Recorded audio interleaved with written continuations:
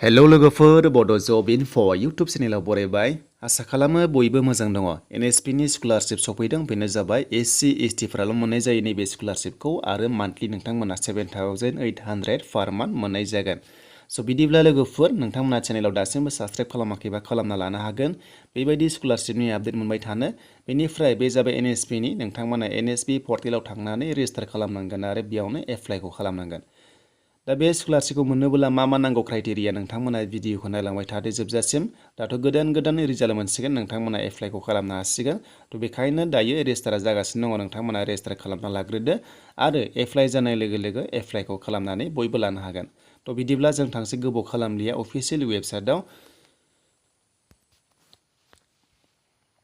दायो फैबाय आं लोगोफोर अफिसियेल वेबसाइटआव नोंथांमोना फैनांगोन scholarships.gov.in होनानै नैबेबायदि दा बिदि होनाय लोगो नोंथांमोना नायनो हागोन दा बिनि एप्लाइ सोलिगोन नभेम्बर 30 सिम सोलिगोन लोगोफोर आरो माखासे भेरिफिकेसन जायो डिसेम्बराव बेनिफ्राय नोंथांमोना मोननाय जायो स्कलारशिप दानिया नैबे स्कलारशिपखौ सोर मोननो हागोन बेनो जाबाय लोगोफोर पारसुइं प्रफेशनेल कर्सेस दा जायफोरा प्रफेशनेल कर्स लागोन नोंथांमोना नैबे स्कलारशिपखौ मोननाय जायो आरो जायफोरा सिलेक्सन जायो नोंथांमोना बेबायदि मोननाय जायो 7800 पार मान्थ मोननाय जायो थ' बिदिब्ला जों नायनोसै गोबाव खालामलिया सोर मोनगोन नैबे स्कलारशिपखौ थ' बेखायनो जों जेब्लायबो नायनो हायो गाइडलाइन्स थ' नोंथांमोना नैबे गाइडलाइन्सखौ नायनांगोन आरो दा बे गाइडलाइन्सआवनो गासैबो डिटेल्स थायो सोर मोननाय जायो बेखायनो नोंथांमोना भिडिअखौ जोबजासिम नायलांदो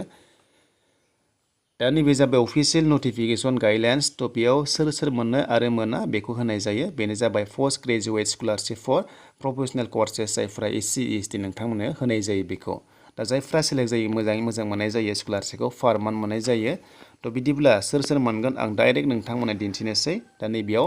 एलिजिबिलिटि नायनोब्ला नोंथांमोना जायखिजाया इउनिभारसिटिस बा डिग्री कलेजाव नोंथांमोना एडमिसन लानाय जानांगोन आरो अब्लासो मोननाय जायो थ' PG खालामनाय जानांगोन आरो बेनिफ्राय नै बेयाव दङ माखासे क्राइटेरिया दानिया सोर मोननाय जायो बे स्किमखौ दा बे स्किमा जाबाय जायफोरा प्रफेशनेल खालामगोन जेरै इन्जिनियारिं आरो टेक्न'लजि मेनेजमेन्ट फार्मासि खालामनाय दङब्ला नोंथांमोना बेखौ मोननाय जायो थ' बिदिब्ला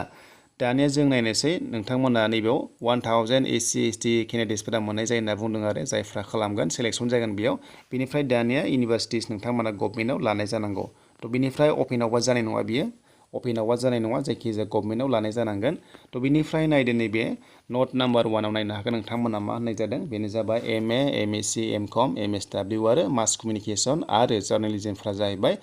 प्रफेशनेल कर्सेस नङा होनना बुंदों माने एक्सेप्ट खालामनाय जाया थ' बेखायनो बे जाबाय नन प्रफेशनेल कर्सेस थ' बिथांमोना मोननाय नङा जायफ्रा खालामदों MA MSc MCOM MSW थ' बेनिफ्राय मास कमिउनिकेसन आरो जार्नालिज्म थ' बेनिफ्राय दानिया नायनोसै दंबावो बेनो जाबाय माखासे क्राइटेरिया जायफोर नोंथांमोना बेबायदि खालामनाय दङ प्रसिडियर दङ आरो नोंथांमोना बेखौ नायना लानो हागोन थ' बेनिफ्राय दानिया जों बेयाव नायनोसै जायफ्रा ME आरो MTech खालामनाय दङब्ला नोंथांमोना 7800 पार मान्थ मोननाय जायो आरो बाखि जाबाय 4500 पार मान्थ नोंथांमोना मोननाय जायो थ' बिदिब्ला नैबे 7800 पार मान्थआ मोननाय जायो जायफोरा ME एबा MTech खालामदों नोंथांमोनासो मोनो आरो आदार्सआ जाहैबाय जेरै इन्जिनियारिंफोर खालामनाय दङबा बायदिसिना दङब्ला नोंथांमोना 4500 पार मान्थ मोनबाय थानाय जायो आरो लोगोसे नोंथांमोना बेखौ रिनिउवेलबो खालामना लानो हागोन जेब्ला टाइम फैयो थ' बेनि लोगोफोर नोंथांमोना डाइरेक्ट नैबेबादि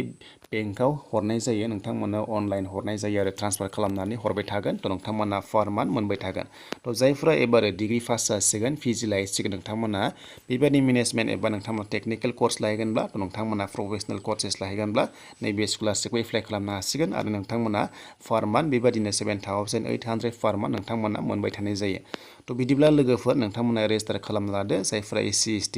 दायो रेजिस्टारा जागासिनो दङ